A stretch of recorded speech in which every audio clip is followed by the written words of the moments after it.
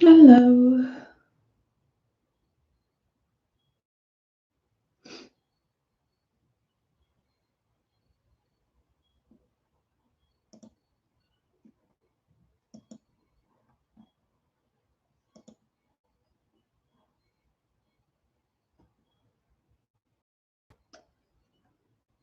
Hey guys. So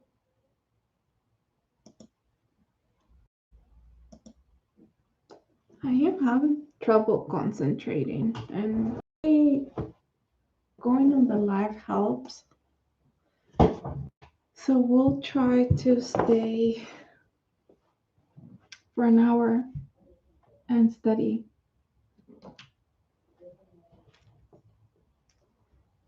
I'm gonna take this off so you guys are not hearing the silence.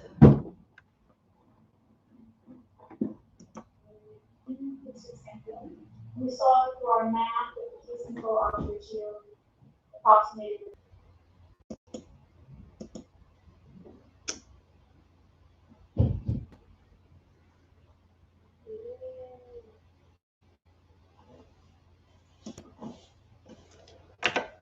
Increase in exposure. Is it possible to? The first one is that controls must come from the same population that gives rise to the study cases. And the second one, and note that that's actually very difficult if you don't. Two types of control sampling. We talked about the case cohort sampling. We also call it inclusive sampling. You saw through our math that the case control odds ratio approximated the first ratio. And then we looked at cumulative sampling, also called exclusive sampling. And in this, the case control odds ratio approximated by. Why is she using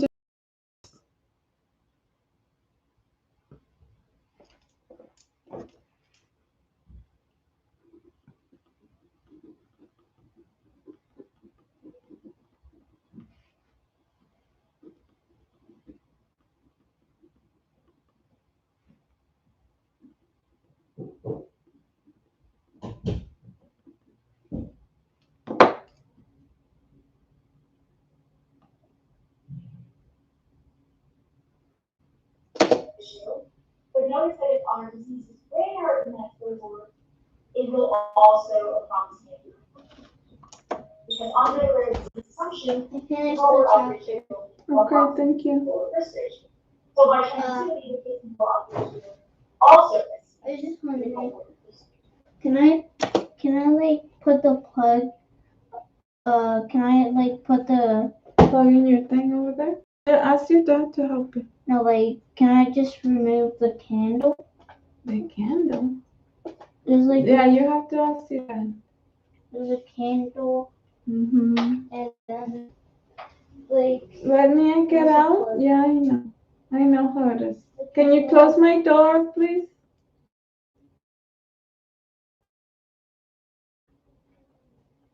oh,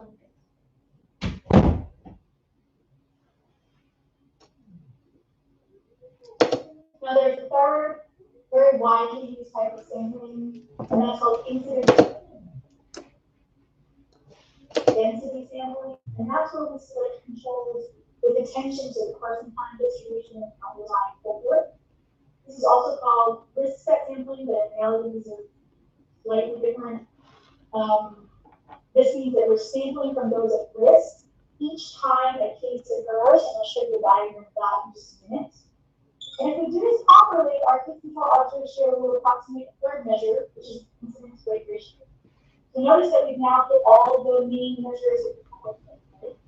We've got a risk ratio approximator, we've got an odds ratio approximator, and now we've got a rate ratio approximator. So think about it like this: make the case control distribution. There's a third ratio of sampling. We've already seen two types of control sampling. We talked about the case cohort sampling, which we also call it inclusive sampling. And we saw through our math that the case control odds ratio approximated the cohort risk ratio. And then we looked at cumulative sampling, also called exclusive sampling. And in this, the case control odds ratio approximated our cohort odds ratio. But notice that if our disease is rare in that cohort, it will also approximate the cohort. Another rare disease assumption, the cohort odds ratio approximates the cohort risk ratio. So by transitivity, the case control odds ratio also estimates the cohort risk ratio.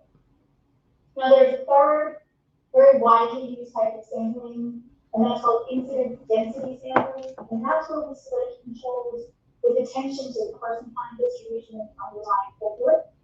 This is also called risk set sampling, but in reality these are slightly different. This means that we're sampling from those at risk each time a case occurs, and I'll show you the diagram of that in just a minute. And if we do this properly, our case control odds ratio will approximate a third measure, which is incidence rate ratio.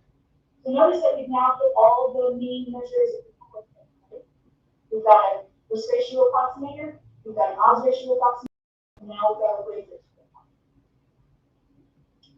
So think about it like this makes the case control studies wonderful, right? We get all the things we need from the cohort study without doing the whole cohort study. You need to pay very careful attention to how we're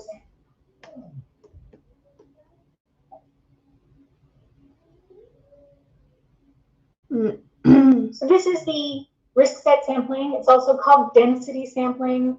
It's also sometimes referred to as a nested case control study, but I think that's a fairly ambiguous way to refer to this sampling because all the other examples could also be nested case control study as long as we're just working.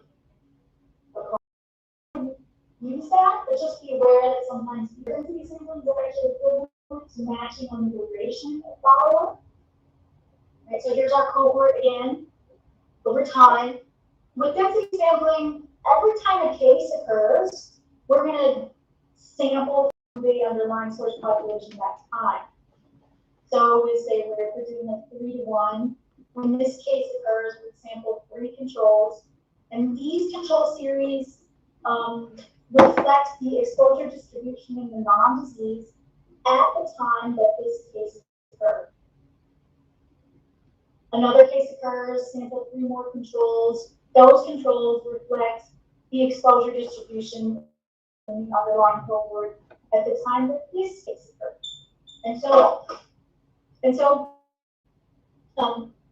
just like the case cohort study, this also means that controls may be eligible to become cases over time.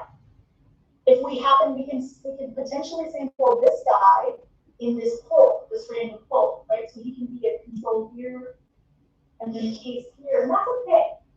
Because when we're doing risk-based sampling, the goal is just to see like what is the exposure distribution in the non-disease at the time that this case occurs.